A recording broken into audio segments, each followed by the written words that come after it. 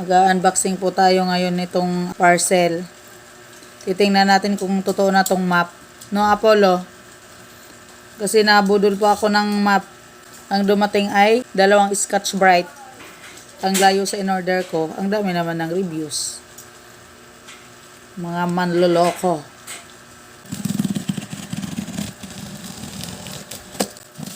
Siguro din mo ambot map yan ha.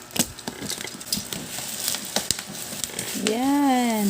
Box pa lang. Magic map na daw. Tingnan natin ang loob. Tadan. Wow. Yan ang sinasabing map. Malaki pala to guys.